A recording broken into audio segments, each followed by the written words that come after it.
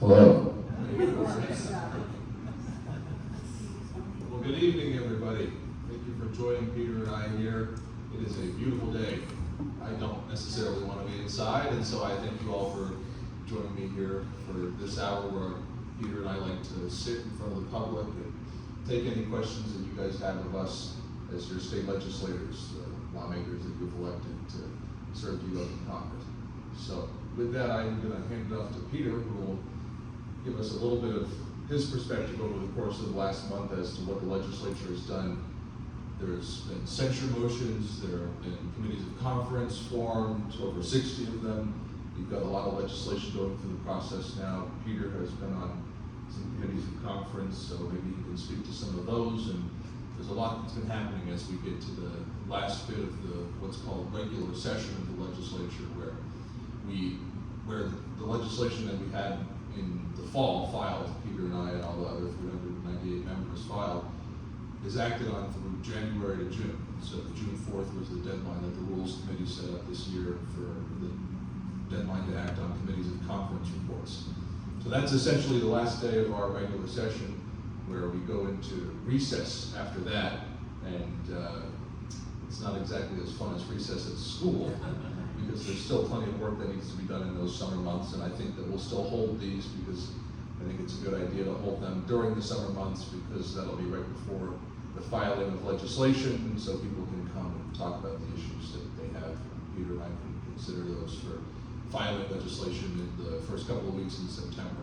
If I did them in September, we would already have passed the filing deadline, so I want to make sure people have an opportunity to let us know, and feel free to reach out to us before the filing deadline in September if you have a piece of legislation that you'd like passed, or a statute that you'd like reformed, or whatever it might be. I know Peter and I are hearing all those calls. So with that, I'll hand it over to Mr. Leishman. Nobody calls me Mr. Leishman anymore. There was a question put to me that I'm sure all of you have heard about, of Representative Corcoran. Ms. Manfree here asked why he was not expelled from the House. He was censured for his remarks. He made some very derogatory remarks about the Jewish religion and some other issues. And the House did vote to censure him. Over 300 members did vote that way. I think 54 members voted not to censure him. So censuring is just saying you're kind of done some bad things and please don't do them again. The representative got up on the floor of the House and refused to apologize. So, anyway, to answer your question, Kathy. So we do have committees of conference, are wrapping up right now, and that's where the House has a bill and the Senate has a bill, and they don't agree, so they select generally 4 members. I was fortunate to be at least at one involved where we had some success, and that was for some housing money for the Housing Authority. Put $1 billion aside for that, so it was Representative on the Senate side was Senator Rosenwald, and then you had 3 Republican senators. On the House side, it was me and 3 Republican members from the House. But we did agree to provide some more money, and there was a commitment made by Representative Sweeney, who was the majority leader, to provide more funding in the next legislative session should the Republicans return to power. So on some other things, as you know, I think most of you know, I'm on the Finance Committee. Our revenues have remained pretty steady. Video lottery, however, is off by about $50 million over plan. Liquor is down about $15 million so far this year. Business taxes are down about $20 million so far this year, which isn't alarming. But there was an amnesty program that the Department of Revenue Administration put together, and we've received, I think, $106 million so far from people that have not paid their taxes. And basically what the amnesty program is, if you pay your taxes, generally the penalties and interest are waived, so people that owe back taxes rush to the Department of Revenue Administration to pay their taxes. So that's been a good thing. So the bottom line so far for the year financially, the state was actually in pretty good shape. But it's one-time money. Again, it's money that you won't see next year because people will have paid their taxes most likely. And then we're still struggling with the loss of the interest and dividends tax, which, again, I think some of you remember is about $182 million a year.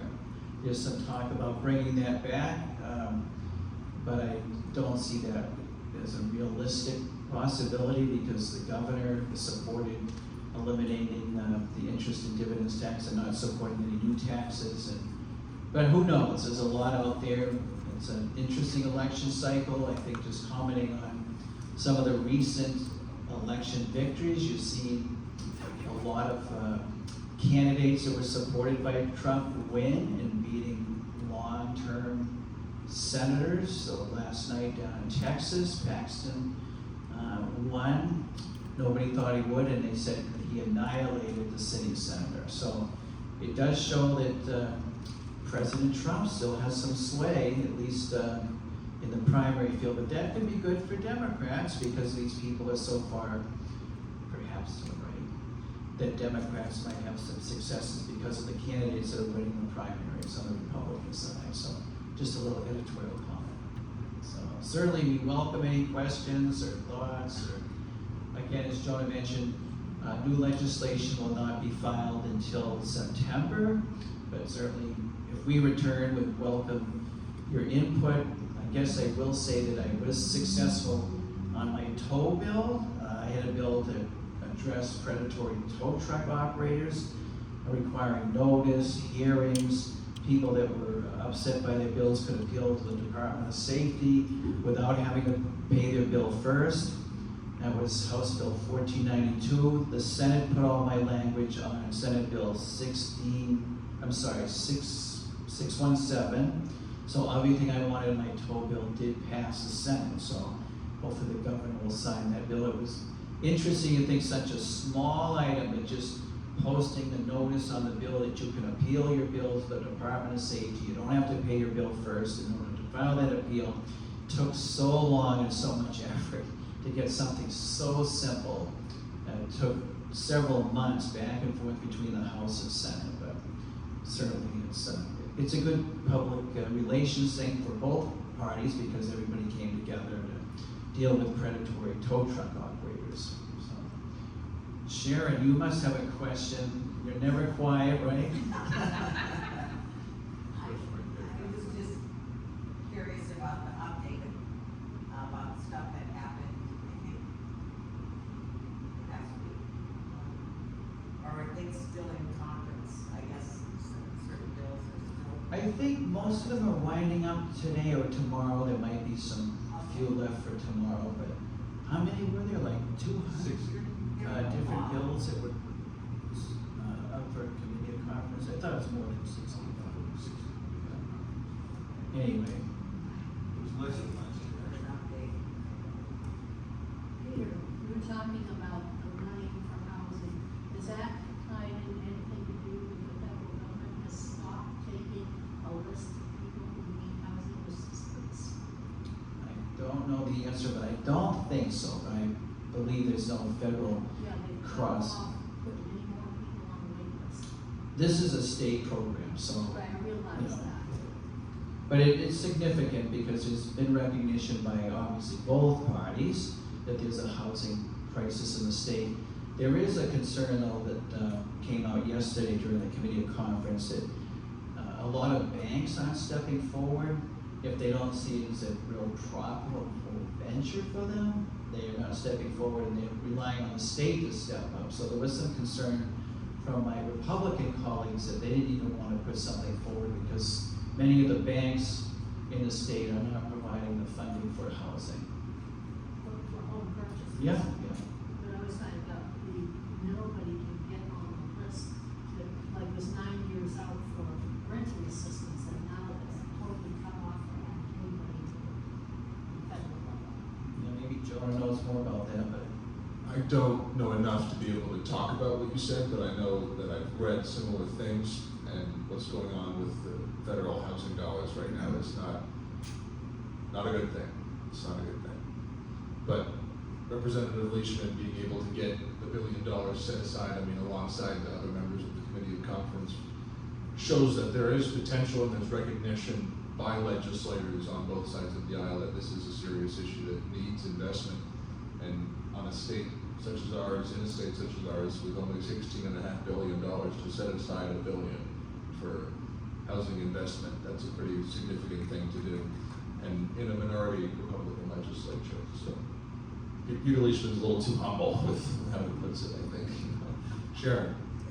Update us on the status, I think, of the education and vouchers and the whole education mess. It's still full steam ahead. It's still ongoing. Yeah, our Republican colleagues are very supportive of the education freedom accounts, as they call it. We call them vouchers, but as you know, there's no income threshold anymore, and you can be rich and still get money from the state to homeschool or send your kids to a private school or religious school.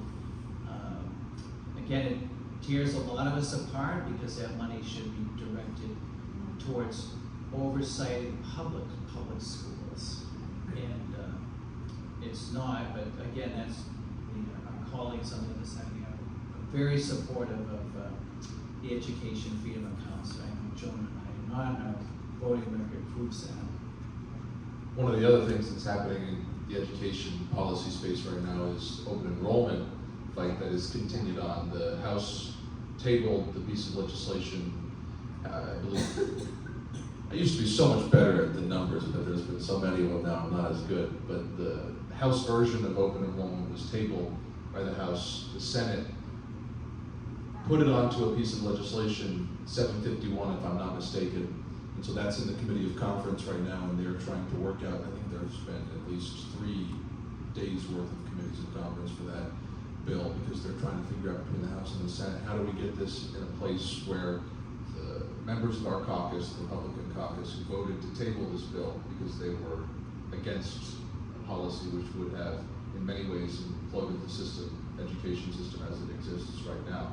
We would have kids mass exodus from schools that are already strained into schools that are not, leaving those schools without leaving kids in massive gaps between where they get their education.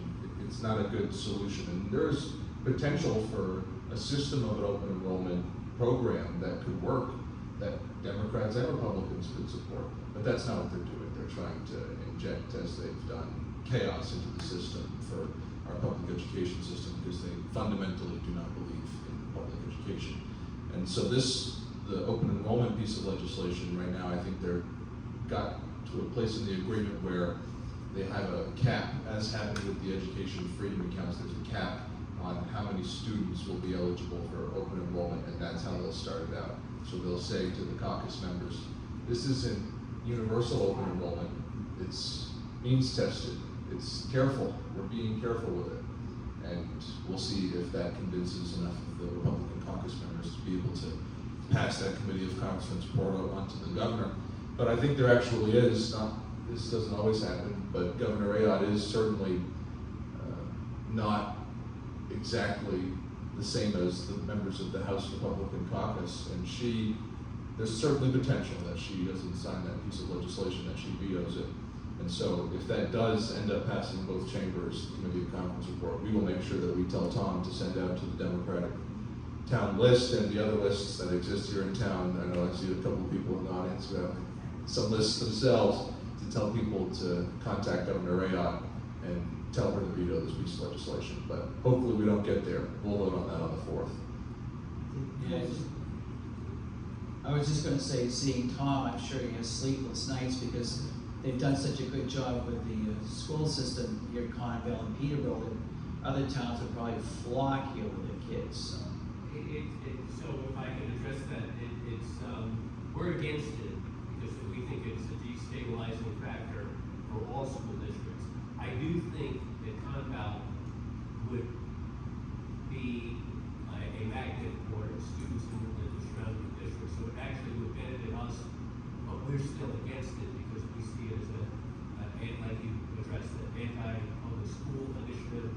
And it really is something that only people with means can take advantage of because you have to provide your own transportation. So the open enrollment means you are getting your kid from wherever you live to the town that you want to send them to or her to. And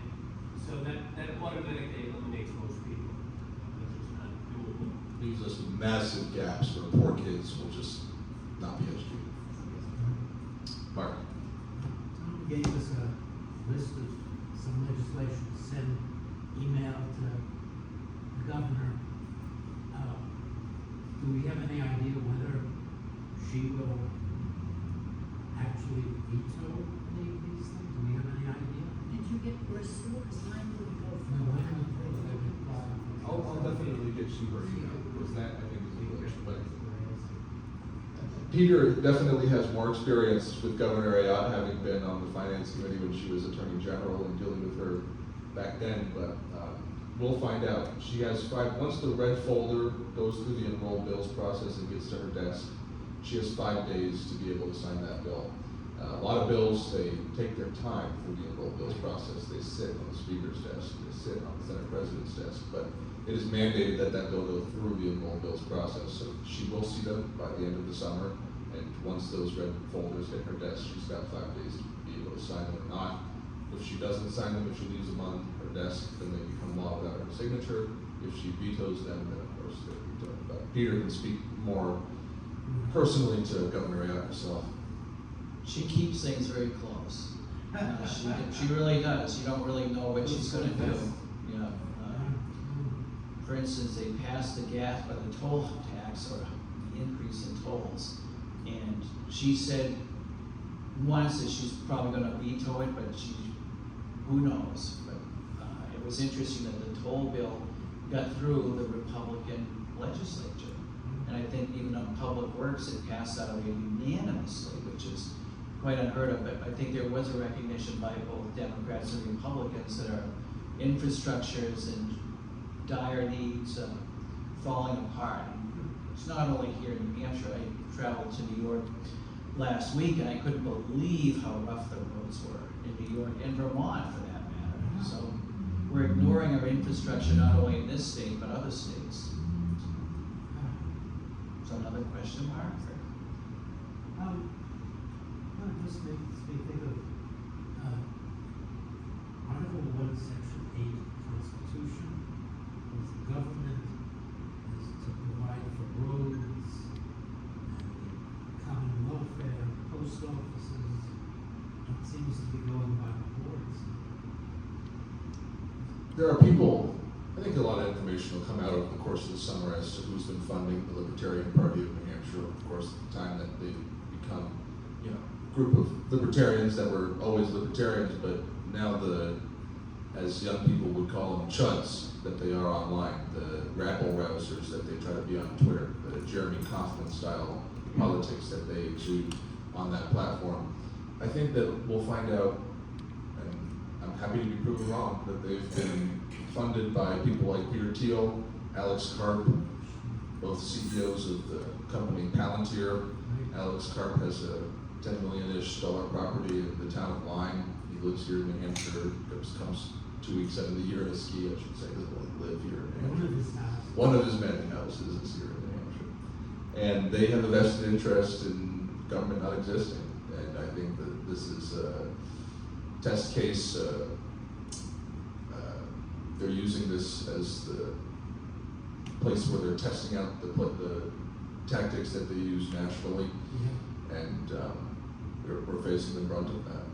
So I believe that the people of this state are waking up to that in a lot of ways. They're seeing what no government leads to. They don't want data centers in their backyard. The data center in Nottingham that was proposed, the developer has pulled back on that as of today, if I'm not mistaken. And so the people out there who were planning to protest that data center, that worked. The people speaking up, that works. And the developer said, you know what, not worth the trouble. That happened with the detention center that was planned in Merrimack. That people have power, they have power, and if we speak up, we continue to speak up, then these sort of chuds online won't really continue to dominate our politics, what they do right now. Nottingham would be very, very impacted by the water because they're a well city. They are a well city. Would have gone right into the water. That's right. Kath? At the convention, I was told that even though Merrimack didn't go through, it's very much an issue that they will come back with another place in New Hampshire, or more than People have to stay vigilant, absolutely. And as soon as one of those proposed locations comes in again, I'm sure that people are gonna, as happened last time, be as vigilant as they were in making Just sure that because that doesn't one was occur. stopped doesn't mean No, that they're gonna give up. and same thing with the data center. I mean, we had a really strong win in the last session where we tabled the bill that would have allowed the data centers by right. I wanted to give a really good speech, but I'm glad that the bill was tabled because, you know, that's what's most important. I think it was a 312 something bipartisan majority that tabled that piece of legislation because people recognize that these data centers are not commercial properties that should be allowed as, you know, people got upset at the smoke shop that was just put into the Monadnock Plaza out there. And I was telling people, look, they're allowed there, it's zoned commercial, we had no say. So if the data centers were allowed by right in that same way, we'd have no say. Commercial zones in this state could be used for data centers of any size. And so we stopped that legislation, that's a win.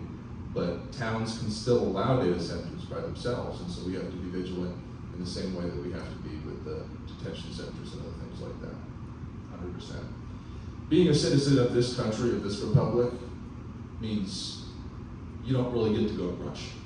We have to be vigilant as to what the government is doing, as to what our legislators are doing, as to what the executive branch, the judicial branch is doing. We have to pay attention.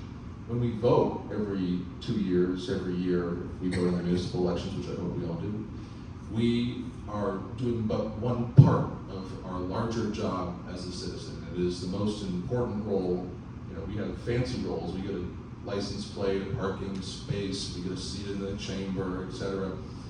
But your role as a citizen is the most important. Our role, not as a legislator, but as a citizen, is most important. And part of that is being vigilant. Why is this state so far behind the other New England states? Things that we think of as the right thing to do. Why can't we not have plastic bags, for example?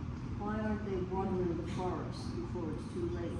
Why aren't they getting rid of trapping, for example? Why don't they pass a major broad-based tax? I haven't lived here that long to know the answers, but I feel very embarrassed when I read what Vermont is doing and what Maine is doing, and we sit here as if we're in another century doing nothing. Well, it all is based on who's in power. In New Hampshire, I was talking to a Republican representative, Dee Simone, who is from Atkinson, yesterday, and she was pointing out how many people are moving into that part of the state from Massachusetts, and they're mostly Republicans that are coming up here. And Massachusetts has lost population, we're regaining, and again, most of the people coming here support the things that you don't support, and it's because of the power of who's in charge, how things happen. And there's a general feeling in the legislature that more control should be taken by the state and not locally. The majority leader pushed very hard to push a tax cap on communities, taking authority away from communities to regulate zoning matters.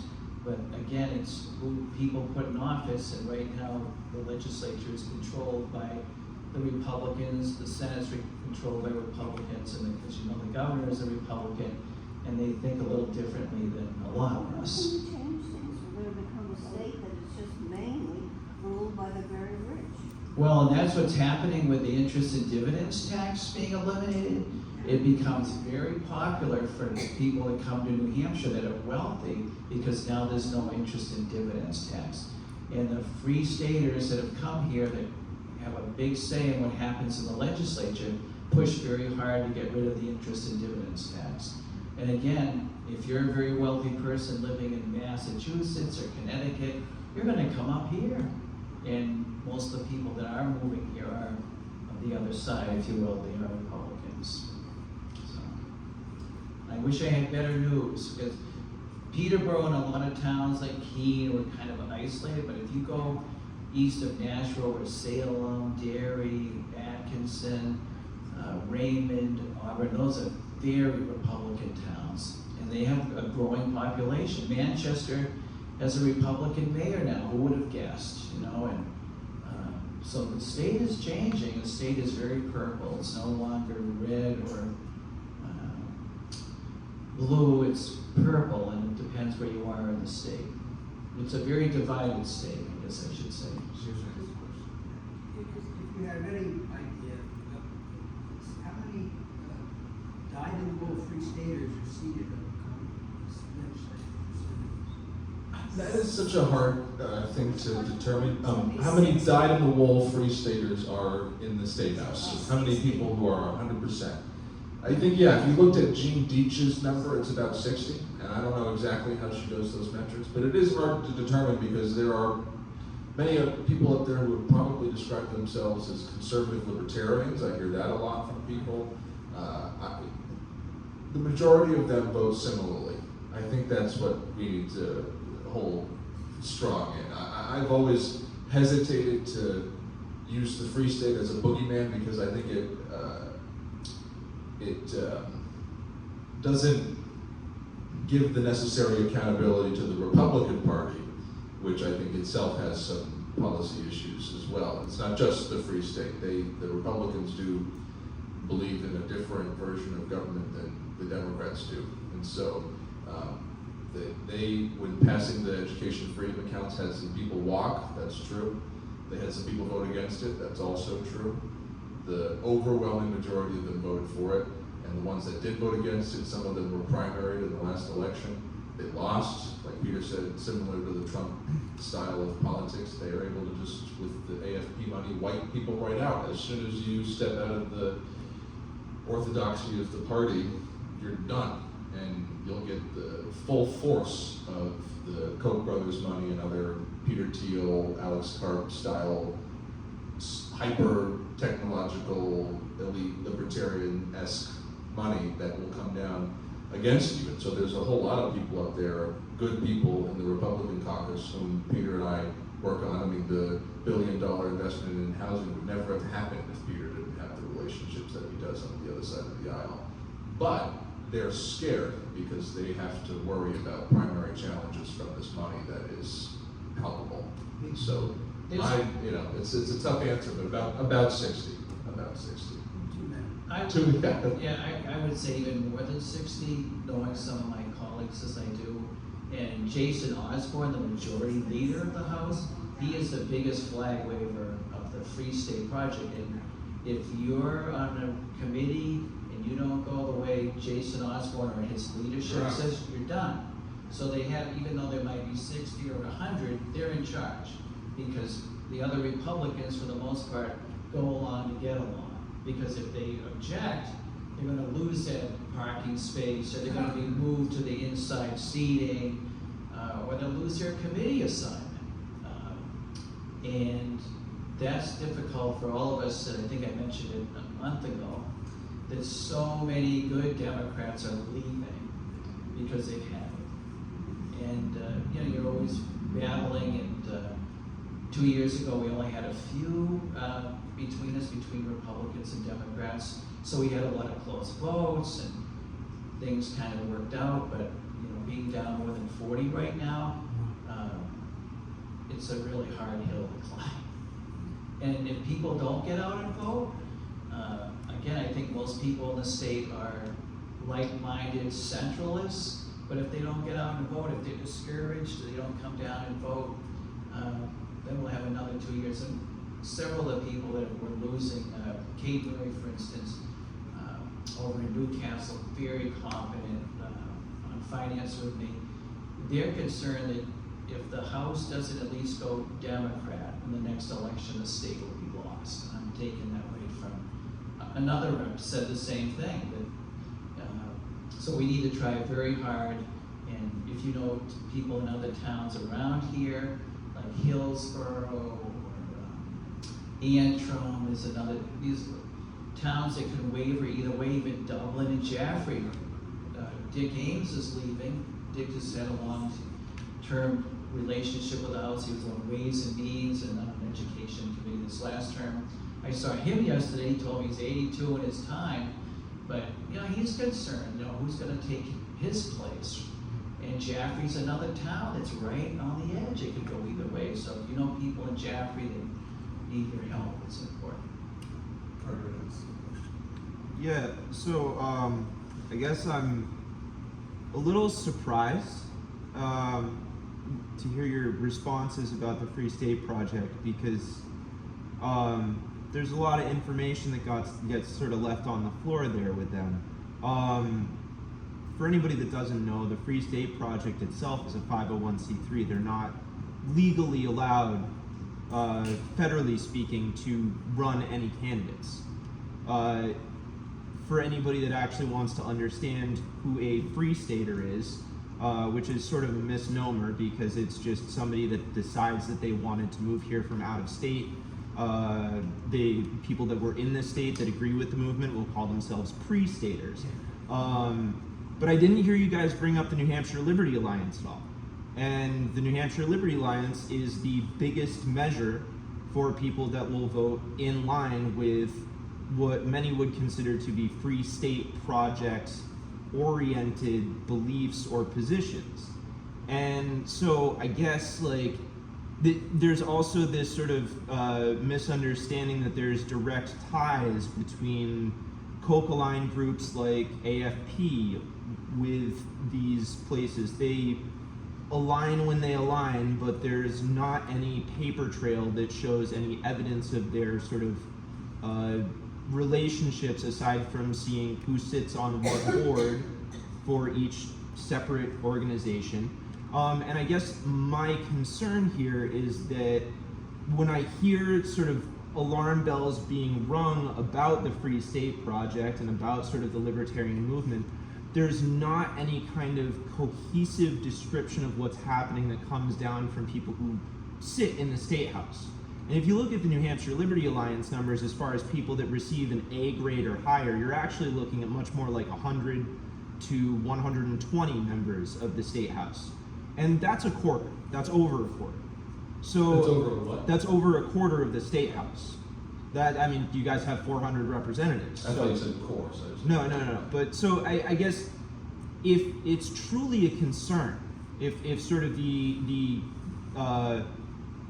anarcho-capitalist, which is a much better description of what these libertarian advocates are sort of advocating for, why is there not a more concerted effort among elected officials to better articulate this dynamic to voters so that they're capable of understanding what they're actually up against? I mean, that's a good question. I think if Peter and I were strategists for the Democratic Party, that we would be certainly advocating for a little bit more of a cohesive message in terms of how to deal with the Free State and, like you said, anarcho-capitalist people that are funding both AFP, the Liberty Alliance, the 501c3. When in an audience, I use the Free State. I mean, like I had caveated before, I don't particularly like to, because I think, as you were alluding to, it's a bit of a boogeyman that doesn't exactly describe what's I being would done. caution away from calling it a boogeyman and say more so that it flattens the issue.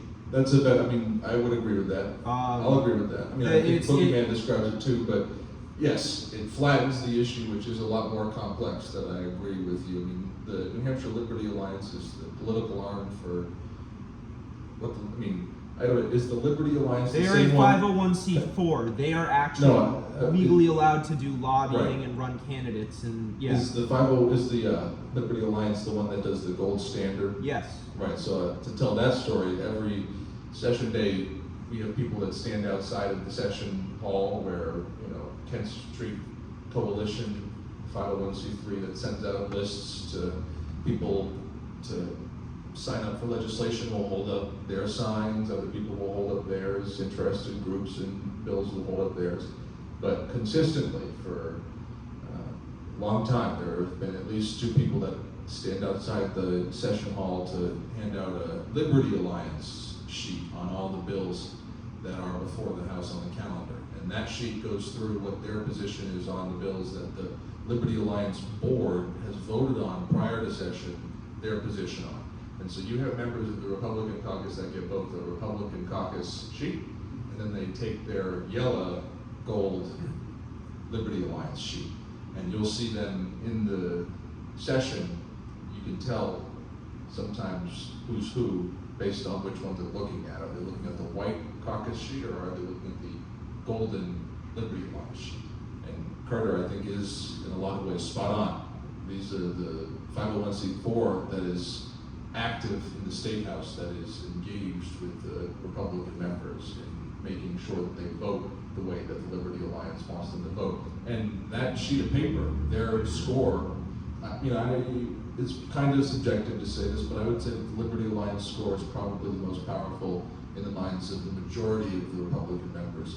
And 100 to 120, getting that A to A minus range also includes those members, of which there are many in the Republican caucus who get B's and C's. So they're not always voting with them, but they're voting with them enough to be able to get a overpassing grade. So that is a big concern, and I take your criticism of how we put that well, and I will absolutely incorporate that in how I speak about it moving forward. I apologize for being late. My neighbor had a tick problem we had to take care of. Not the ticks. So I'm sorry if this was already brought up and I missed it, but I'm concerned about, or I'd be interested in knowing your views on how effective you think leafleting is, which is just leaving leaflets in people's doors without any personal contact, versus sending out postcards to people who are from that same list. People maybe who are registered as Democrats but haven't voted in a while. Potential people who might vote. If it's important for us to get people out to vote, what do you consider to be effective and not effective? I remember I guess it was the last election, you could ask for postcards that said, do you know 6 of your legislators vote most of the time with free states? Or whatever thing that's important for them, potential voters to know about, which they might not know about. And if we send out postcards, even though it's not for Peterborough, we got Peterborough covered. What do you think is more effective, and is anything being done? I know the leafletting is sunny. It's a good question. I will say that our Republican colleagues do a better job at running for office. I don't want to hear that, but some of my Republican colleagues on finance have said to me, I hope the Democrats keep doing what they're doing. Sending things like, most of the people in this room act like social butterflies on the internet. And the Republicans have recognized that, so they told me that in the last election they sent letters to people with the signature of the candidate, the cell phone number on that letter. And I don't think we did that, but that's very effective if you're over 60 and you get a letter from somebody that says, oh, will you please vote for me? I've been in town so long, and they put a first-class stamp on it. And they told me that's what they did. And it seems to make sense because the state is older, and the people that are the social butterflies out there are not necessarily going out to vote. It's people in this room that go out to vote, and the Republicans know how to get those people out to vote. Now, it'd be interesting to see what happened down in Texas last night, because the Trump candidate annihilated the sitting senator. And what did they use down there? Did they use a lot of media? Was it snail mail?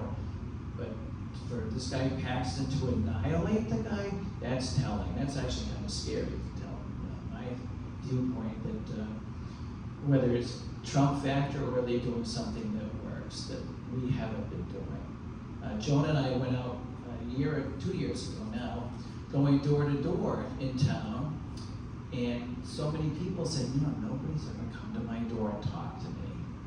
There was a gentleman, I forget, over off of Pine Street, Cheney, and he said, wow, you guys really came out and I've made never met a representative before, you told us. So we tried to hit a lot of areas of town, just knocking on doors and not just putting a leaflet in, but banging on the door until somebody came out. But anyway, not to take. Elizabeth. I just want to go back to the 501c3 thing. Can you clarify that for me, that the Free Staters are 501c3 and they're also elected officials? Well, they have an organization called the Free State Organization that they have filed with the feds as a 501c3 organization. But the Free Staters is a catch-all term. I think that's why I agree with Carter's criticism. I think what he said was eloquent and well put. We've used it as a catch-all term that kind of flattens what is a little bit more of a complex. Because it's the Liberty Situate- Alliance, right, it's all exactly. kind of rolled into one. Yeah. So, but if you're an official free stater, technically, did I hear this right, that you cannot be an elected official? No, there's no such thing. Yeah, I was There's just, literally no such thing as an official free stater. right, Okay, so Yeah. that's something I know. right. Okay, I get it. Two things, they run as Dems or as Republicans, that's, they hide, they're chameleons. And I'm gonna go back to the Free Staters, they didn't just make a choice coming here, they were paid to come to New Hampshire. The money was behind them to get them here to overtake. Well, a lot of them actually just came here because they're wealthy. The gentleman that served as my vice chair when I chaired Division 1 last term is really the head of the Republican Alliance in the legislature, Dan McGuire, very wealthy. His wife's also in the legislature, and they're very nice people, but they just have a different philosophy, no or less government. And they feel that, and they support all the things that concern us, like the freedom accounts and issues that New Hampshire, I was brought up in New Hampshire, and I've seen things change for the worse, I think, in the last couple of years. It's not the state that I went to school in or, raised my kids in, but these people are not necessarily being paid to come here. They're coming on their own because they have money. But they were saying that they started. Way back, but I think the general term, the Liberty Alliance is really, I see as the poster child for this, free state type of thing, but it's, people use all sorts of different things, but they have a different, I guess you could say, a different philosophy. They just really, really, really believe in less government. They pushed hard to get rid of car inspections. That was one of their main goals, to get rid of car inspections. So, as I think all of you know, we don't require any insurance to operate an automobile in this state. We're the only state, believe it or not, the only state in the country that doesn't require some form of insurance. And these people support that. And again, a lot of them have the wherewithal, so they can afford insurance. And it's impactful on all of us that we have to carry uninsured motorist insurance to protect ourselves from all the people that don't have insurance. So this state has a lot of things going on if you start putting them together, and this isn't just happened overnight, it's been gradually coming. I wanted to touch on a couple of things. Kathy mentioned the leaflet project. That's a 10th Street Coalition idea, and it's as far as I know, it's new this year. We're going to be participating, people who are Democrats, are going to be participating in Dublin, Jaffrey, and Ridge to hand out leaflets that they created, local leaflets, and they are trying very hard to make the message very simple. They're saying, did you know that your representatives, and they name the three Republican representatives, voted to eliminate the business tax? That's why what was supposed to be your property taxes to go up. And they have little graphic of a dollar bill with wings flying away. So it's a very simple message, and I think that's what they're trying to emulate, possibly what the Republicans have been successful at doing, is making the issues very simplistic and personal, very specific. Harris bad, Trump good. Harris pro high taxes, Trump pro low taxes. Really simple messages, and that, maybe that's what's working, but they're trying to, not to that level of simplification, but to try to keep it local, name names, so make people aware of what the local legislators are doing that is detrimental to the town. I went to support it, I just didn't know what was in the leaflet. Yeah. So thank you for some more Well, specifics. is like deep canvassing going on with leaflets, or people just passing? So that's two separate, Yeah. the leaflet, you almost Just drop. not even supposed to engage, the person who wants to talk, you talk. Yeah. So that is just dropping off, they're trying to targeted for low, motivated voters. So hopefully it's gonna reach them and make them aware of something we're looking at. But I want to ask you, Peter, about two things. One is, what's the amnesty? We don't pay much in taxes anyway here. What tax were people not paying that they, now are? Business taxes and actually the interest and dividends tax. I From saw way back. today, last month, I think 6 million came in from the interest and dividends. So people weren't paying the interest and dividends, so that's still trickling in, even though the legislature 2 years ago eliminated it, but it's still trickling in because people hadn't paid, but they were assessed. I see, and like you said, it's a one-time. It's a one-time benefit deal. to the state budget. And the other thing that just surprised me so much is like you had mentioned, I believe, a dam bill you were promoting to fix our dams, and I can understand why that didn't pass, not because it wasn't necessary, but because it costs money. There's a $5 fee on each boat registration, and I think we heard, and this is like a staggering number to me, but there's something like over 100,000 boats that are registered every year in the state. So it's gonna raise, only like $3 million or something to that effect. And of course, the boats are judged on size, and length, and so forth. It's just not one fee, it's like a fee, but this was just gonna be a $5 assessment on that fee. And there was a study commission that worked long and hard and said, we need to do something, because we got like 245 dams in the state, probably the ones even out behind us. And they're all deteriorating or falling apart and leaking. But it did get through the House, my colleagues in the House supported it, but then when it got to the Senate, But that's why I was surprised the tow truck bill, which doesn't cost money, it seems like, and protects consumers, and it was such a challenge to use months of work to get that seemingly, common sense bill that benefits all well, the people tow in truck, New Hampshire. yeah, it was the tow truck drivers came in force. I see. I had to worry about my Special car features. being towed away, during a hearing. But they came out in force, and they've got a large association in the state, and they have a relationship with the state police because they're on a call list, so the state police call, certain tow truck operators, and actually there was a state police captain that came and testified against my bill, and I reached out to the commissioner over it. I was so outraged,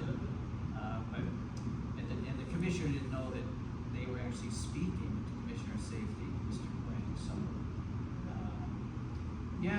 it did pass, but there was strong opposition, and it's very, Money talks. Yeah, Exactly. and they have a strong lobbyist, but I also, have a lobbyist friend in the trucking industry.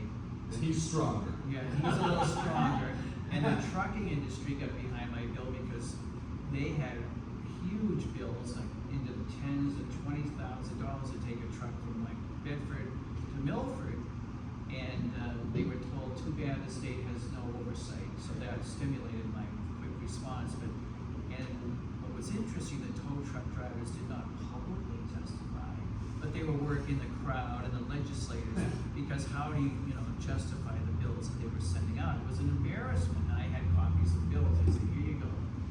So, but yeah, it was hard, it was for everyone except the tow truck drivers, perhaps. But they finally agreed actually to post their rates as well. And then do that so you can go online and see what they charge to tow your vehicle. And again, people could get their vehicles towed and they couldn't appeal the bill unless they paid the bill. So that didn't make any sense. So like I said, they now have a 30-day window that they can file an appeal, bring it to the Department of Safety, which I think will help lower the bills because it's gonna be more public. So let's see what happens. No, Mark, you gotta have another question. Yeah, what you're saying, where it says we should follow the money.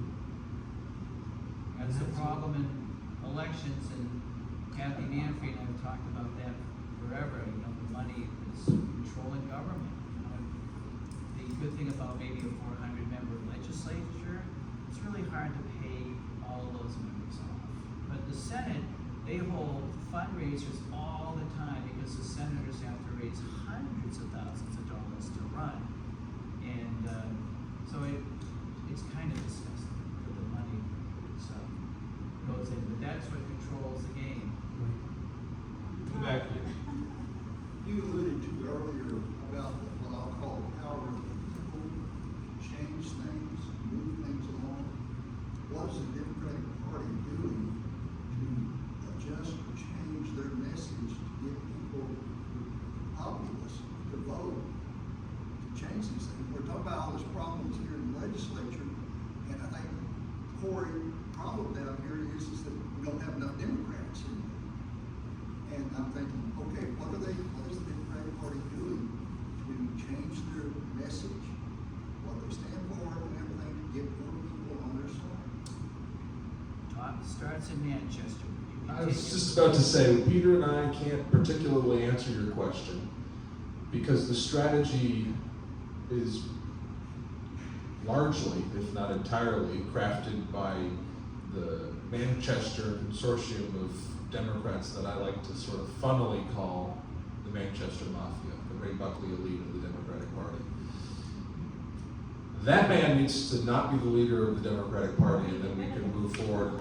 But it's very hard because the structure of the party, there were former members of the legislature like Tony LaBranche and others who, you know, we disagree with, and a little bit more out there than we are, but talked very eloquently about how the Democratic Party's structure, the structure of it as a party, is not as democratic as it should be when purporting the principles of what they do out in their elections. So what we as Democrats can do, though, is engage with Tom Burgess, our local town Democratic chapters, and start to shift where the party is from the ground up. And I think Tom is doing a good job here locally at organizing Democrats around the region. On the county level. And on the county level, actually, too. Yeah, the Hillsborough County Democrats do a good job. Katie Cutchell along with Tom Burgess. And so there is potential, I think, for through some people who my contemporaries, my peers, they say some of the electoral politics aren't worth it. The others say if it is worth it, you gotta run as an independent. I think that there are two-party structures in this country. There have been for over 150 years, for a long time. And I think that we should probably operate within that and do our best to do what we can at a state level, local level, to change the Democratic Party. And the more that Democrats across the country, frankly, stood up, changed their local Democratic Party chapters, and then ultimately their state party chapters, the national party would become more small d Democratic as well, and we'd be able to open up the conversation as to what the strategy of the party should be, etc. But the final bit that I'll say there, and that's as nice as I can put it, I guess. I think it was pretty nice. But the final bit that I'll say there is ultimately this does come from the bottom up. The people, you and I, us in this room, all of us who will be participating in the election in one form or the other, that is, at the end of the day, the Democratic Party. That is the party coming together as us who believe in similar value sets, in a similar state as it should be, a government as it should protect its people, serve its people, and working to advance the candidates and policy positions which stem from those values. And so I have my problems, my criticisms of people who are in the establishment of this party, but it is the people who I see in this room who are asking the questions about where we should strategize, who are trying to do whatever they can to get the message out there, who give me hope and who make it clear to me that there is potential there for the bottom up to boil out and change the whole party from the top down. Like Tip O'Neill said, you all know who he was, from Cambridge, Massachusetts, Speaker of the United States House of Representatives. He said all politics are local, and they are. And I can tell you a brief story, and Kath probably remembers this better than I do, but I think it was 2010, and all the Democrats in the district lost. And we, at that time, we had Greenville, and we had New Ipswich, very friendly town, Ipswich, and Sharon, of course, Peterborough. And so one of the Republicans immediately resigned because he didn't want it, so I just said, well, I'm running a special election. Well, I heard immediately from Ray Buckley. He said, we're going to run this election. This is very important to us. This is a special election. We're going to run it. And I said, I'm gonna run my election. I didn't take any money from Concord. The gentleman I was running against, Mr. Simpson, who had just recently moved here from out of state and was comparing himself to Walter Peterson. I said, I got this. So, and he refused, he didn't want to debate me, and because I was just gonna take him down because he had just moved here and he was part of that group moving here to try to influence government. So it all turned out well, but there again, I was told or asked, I guess, by Ray Buckley that we will run this campaign, not you. And I got a lot of support from the entire district, and of course went back to Concord, but it was the year that Bill O'Brien, my cousin, was speaker, so that was kind of a hard show. Right? I love that story. So Ray Buckley isn't elected, right? Well, he's elected by the state committee, and so, I don't want to get this wrong, Very but right. yes, the state committee, which was expanded in last year's convention by a resolution on the floor to include, maybe you would know better actually, the specifics as to what they included there, but they expanded the votes, they expanded the membership of the state party. So someone like Tom being chair of the local party chapter, he's a member of the state party. Some of our delegation in the legislature were state party members, and then there were different ways that state party members could be elected through different processes, and that was expanded to include a whole bunch more people. That's the rough cut of it without getting specifics wrong. And that opens up the process to be able to, frankly, Buckley had a whole lot of people who had been hand-selected in those specific positions to make sure that he could keep his position tight. He was picking his voters. And I'll let Tom speak after this too, because he'll probably know a decent Well, amount. I just want to endorse everything you two have both said about the state leadership. Ray Buckley in particular, he's been there a long time and has quite a losing record. And he was challenged seriously last go around, but a lot of the votes are kind of by people he's appointed, and most of the voting was expanded, so there's hope that the next cycle will be more success. He's paid quite well. I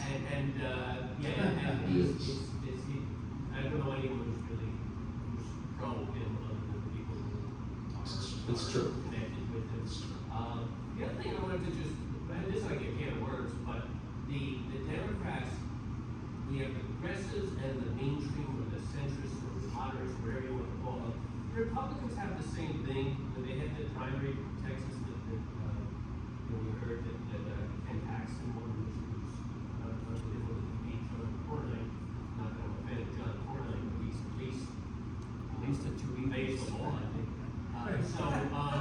But anyway, we have our own division, and that sometimes concerns me is that we have our progressive wing and our moderate wing, if you want to call them the labels. We need to coalesce, and at the end of the day, let's have our primaries. If we have a primary, support who you're going to support. I think the Democratic Party did a horrible job with Zoran Mondani. He was not supported by the mainstream. He's from the progressive wing, but he was the choice. He ran in the Democratic primary. He won the Democratic primary. And the leaders of the Democratic Party did not come around and support him, and some of them never endorsed him. That was wrong. And neither side should do that in this, healthy debate that we have about what our party should be about. Whoever wins, we all need to get behind, because that person's ran in our party, is our candidate this cycle. You want to challenge him? That's your opportunity next cycle. But I think that's sometimes a problem, probably for the Republicans too, but definitely for us. I agree. I mean, you look at the Maine Senate election, one of the most critical elections in taking back the United States Senate, which there's real potential for in a way that didn't exist 6 months ago. Mary Patolo, I think, is going to win in Alaska. I think there's potential to win in Texas. I'm not as optimistic because some people, Texas is Texas. I mean, Ann Richards in the 90s, I remember her. She gives me optimism. She gives me hope, right? She was tough. You got a silver foot in his mouth. Stuff like that was incredible. You just can't make people like that up. But I do believe that people like Sherrod Brown, Ohio, and others can win. And Maine, no matter how you look at the composition, is one of those critical seats that either we win it or we don't. We win the Senate back or we don't. and you have a bunch of Democrats who don't really like Blattner, who are upset for a variety of reasons at his nomination or close to nomination, and are coming out to say, I don't care if we lose Maine. Well, I do. I have some criticisms of Graham Plattner. I do care if we lose against Susan Collins, and Peter is right. She's very popular, and if the Democrats are not united, then we won't win that seat. So you're 100% spot on, Tom. I think no matter what happens, we need to coalesce at the general election period to make sure that we go on and elect the people who we agree with more than the people that are on the other side. It's not that I fully agree with, I'm not a sycophant of. We should stop thinking of politics as the art of sycophancy. This is politics. We agree with the best person in the choices that we have to serve in that seat, whatever it might be. And so I think you're spot on. Well, we'll take a couple more if there are some quick ones, but we are at time here. Collins is a millionaire because of defense money. You Sure. mentioned at the local party level, and Peter, way back here tonight, you were talking about in Texas, you know, what happened. Not at that upper level, but another level, between a Democrat and Republican primaries going on. I don't have the names on top of my head. But one of them said their problem why they lost in the primary was because Democrats would not allow the voting to continue longer. Like we got 7 o'clock in Peterborough, that's the end of it. So that was their complaint, because we're not winning right now. We needed to get more votes in. Therefore, you should have left us to keep voting past the deadline. And New Hampshire has a very good record as far as if people are, standing In line. they're allowed to Yeah. still vote, even if it's 9 or 10 o'clock. Phil Runyon would never let Yeah. Linda keep you out of line. Merrimack. Not that Linda would That's try. that's what happened in Texas Yeah. on their races. There's some crazy things that happen with voting around this country where people aren't allowed to give water to those standing in line. I mean, that's absurd. You're standing in line for 5 hours to go to a hot gymnasium in the middle of June in some of these primaries in the southern states, and you're not allowed to be handed water. I saw Kathy Manfrey giving out water. Uh-oh, stop it. You're gonna get her in trouble, Peter. Stop it. But it's crazy. We need to make sure that everybody has a right to vote.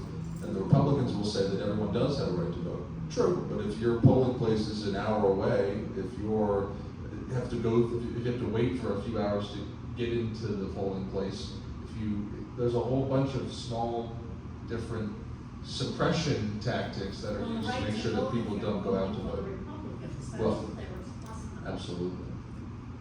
Well, thank you all for joining us. Oh, Carter, quick question. Yeah, so regarding, there's a couple things. And I promise this will get to a question. No, it's all good. But, I don't think Corinne's gonna come in here. No. So regarding Ray Buckley and his election, the one thing I didn't hear from anybody is that when it comes to electing the chair of the Democratic Party in the state, within the caucus of people that do vote for him, those are open ballots. So part of it is that Ray Buckley knows if you voted against him and will directly punish you as a result of that. That is a massive portion of the reason Ray Buckley has been able to maintain control. Now, I've heard from separate people that he will have knockdown, drag out screaming matches with members of the Shaheen family. So there's a misunderstanding that they're all in agreement with each other. But they have identified exactly what they don't like, which is the progressive wing of the party. And because of that, you will see them monopolize their force against candidates like Steve Marchand in 2018 when they ran Molly Kelly. So on the town level, and Tom knows this, that there's a very strict policy to not put your finger on the scale when it comes to primary candidates. That's not necessarily the case, at least behind closed doors, when you are talking about statewide efforts from the people that have held the power within the Democratic Party. Not even behind closed doors. Fair enough. Because at Fair the enough. meetings, they were pushing for their chosen candidates. You're right. this year. That's correct. But it's sort of beside the point. It's sort of beside the point.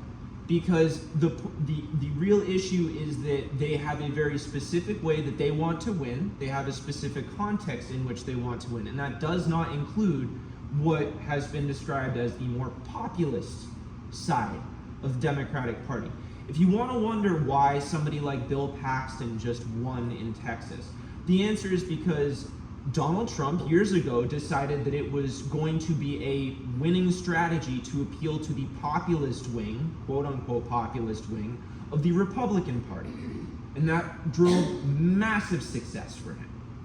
And now, because there is a sort of ideological conflation that occurs between Donald Trump and right-wing populism, anybody that votes 100% in line with Donald Trump is therefore the people's candidate. And so the conservatives, especially within the state of New Hampshire, who, again, to sort of loop back around to the libertarian conversation, who are about liberty for everybody. If you want to hear them talk, they say it's all about liberty. It's about your individual liberty, your right to do what you want to do. That's a really populist sentiment on its face. Whether you understand that or what that means after it becomes the law is a very different story. But my question, after sort of describing all of this, is that I have to wonder why we talk about the Democrats, right? Who are the Democrats? What do they believe? Why do we discuss them as if they are an ideology? They're not. They're a tool. Just like the Republicans are a tool. If you look back to the history of the United States, the Democrats, their original point was the party of racism. Straight up. So the idea that party identities do not change over time is preposterous. And there seems to be this lack of historical context surrounding what the parties are and what they do. And we talk about Democrats in this monolithic way as if they are one consistent belief. But we isolate and ignore the political movements that occur within this country. And so I guess my question to you guys is, as state reps coming in here, whether you like it or not, you are part of that apparatus. And I've heard things from both of you that perpetuate this exact scheme, right? When we were talking about there were several sessions ago, I asked a question about John Kuiper, right? Who has since left the Democratic primary, specifically because he had been directly iced out of any kind of support, and they decided to run Cindy Warmington, who is now setting up meetings with progressive constituency to try and do damage control, try and figure out how can she possibly capture the progressive vote, because they know they cannot win without that vote, yet they consistently refuse to actually acknowledge the issue that the progressive wing of the party actually advocates for. So when I hear things like, well, money drives the bus, but it's really the power of the people, that's sort of talking out of both sides of the mouth. And so what I really want to understand is, where do you guys actually land on this issue? Is it money that drives politics, or is it the people that drive politics? Is the party the identity, or is ideology what creates the perception of an identity of a party at a given moment in time? Neither of those things are binary. Money does control politics, as Peter said in his answer to you about John Kuiper, which I said at the time, I disagree with how Democrats treated John Kuiper. I don't think that they should have poo-pooed him and put him on the back burner and not give him any chance at a fair shot of the nomination, which they didn't. I think that anybody who puts their name on the Democratic primary ballot should be treated the same by the institution. And it's the same thing that I said in my original answer about the country for so long being a two-party system, where you have to operate in, you're exactly right, these two parties have had different names, they've had different ideologies that have captured the majority of the party. They are not ideological vehicles, they're vehicles of political, they're apparatuses for politicians and political people to engage in politics. They're machine politics. It's not as bad as it once was in the late 1800s, but it still exists. So I just don't see the dichotomy, I guess, in the same way that you see it, but I'm happy to talk about it with you later on or at another session. I but- just want to follow up because I think I can illustrate this a little more Okay. cleanly. If I know something and I believe in it, I understand it, right? There's no amount of money that somebody can spend on messaging to me to change my mind. So, in a sense, once I've been made aware of what a policy that a candidate is advocating for, that they espouse, they will go and they will, pursue, my vote is for them regardless of how much somebody spends for or against me supporting them. But you So- may be unique. I was gonna say, I think that the majority of people out there who vote are, I don't like this term, but low information voters. They're voting with very little information, and they are swayed by political commercials and the rest, the money that is spent in these elections. And money does run elections, and I believe both of those things are true. I don't believe in the choice between the two of them. I don't believe they're mutually exclusive. That being people having power in politics and money controlling politics, because money does have a significant amount of influence in this world. It gets the message It out. gets the message across, but there are plenty of examples where you can organize a movement of people to have the same level of power as somebody who's got $1 billion. If you have $1 billion, you've got a lot of power. But if you have 1 billion people, you've got a lot of power too. Both of those things are true. So money does have power in this world. Money controls politics in a lot of ways because we've allowed the system to be set up such that it does. Citizens United has said that corporations are people and they can spend an unlimited amount of money in the elections. And there are ways, like in Montana, state legislators are trying their best to make it clear that this is not true, and doing things that, hopefully we'll talk about later on in the filing period that a place like New Hampshire could potentially do to take on money in politics. But I just don't see I don't see the choice in the same way that you do. But you just said it. You said it very directly. You said low information voter, right? And that's the whole point of these meetings right here, is to increase the amount of information that voters have. And I actually trust every member of this room that's been here or has already left, that they're perfectly capable of understanding information and consuming it in a way that forms a cohesive ideological position that also inoculates them from the counter spending of a candidate that would wish to manipulate their vote into being cast for a candidate that may ultimately advocate for policy against their interests. Yeah. So my question is really like, if this is the true forum, then why is the information provided still contained within the paint lines of the road, as opposed to acknowledging that there have been multiple opportunities to turn away from it along the journey?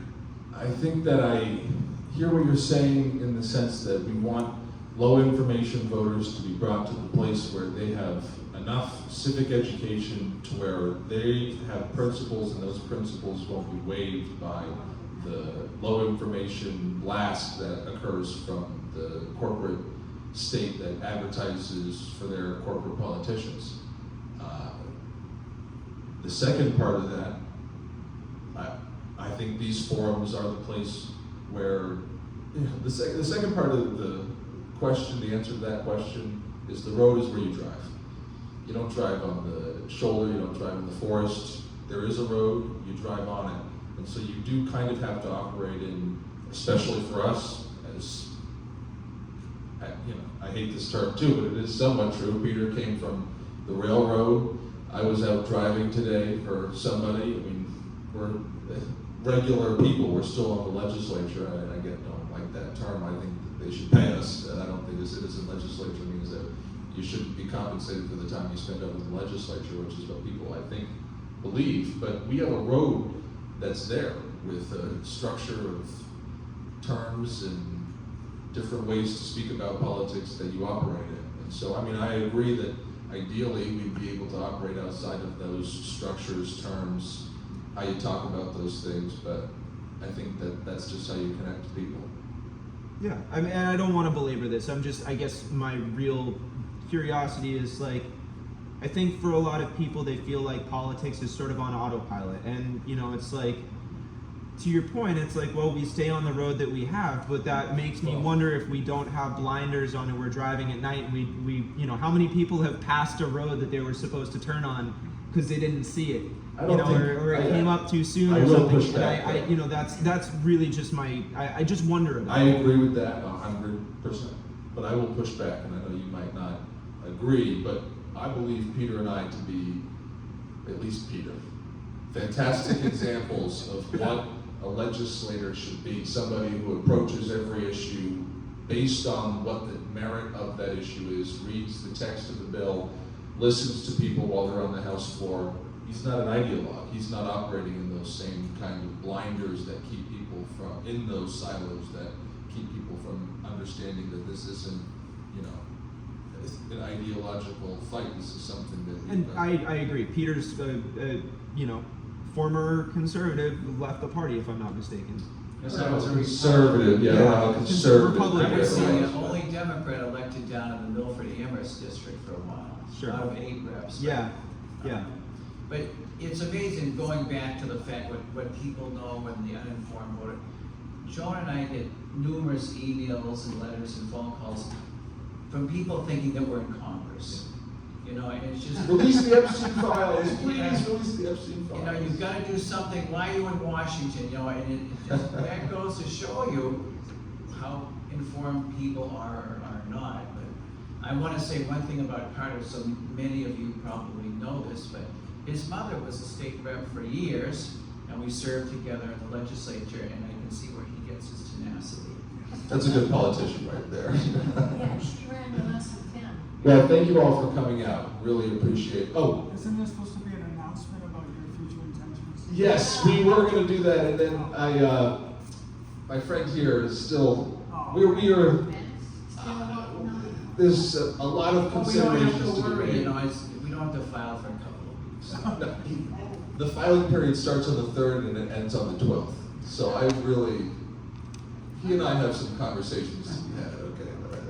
I will tell you, the announcement that I wanted to make was a soft announcement that I intend to have my name on the ballot in the next election. I'm running for re-election, at least for another term. I think Peter feels the same way. If he runs again, this might be the last term that he serves in, because the legislature very much so needs people who are going to fight for the policy programs and solutions that we'd like done, equalizing the property tax, distributing our education dollars fairly back to the towns, dealing with, as much as the state can, investments back into the towns in the same ways that, I mean, Peter remembers very well, the Great Recession, where we used to, before, be funding towns with retirement. 35% of retirement dollars for their municipal, fire, teachers.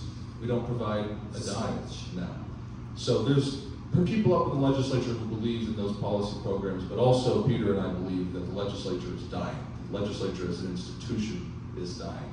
And we need people up there who are going to fight for leadership that does its job and that goes up there to make sure that the mechanics of the body and that the institution itself works. And As so, Kathy knows, I've never been smart enough to be afraid. So there you go.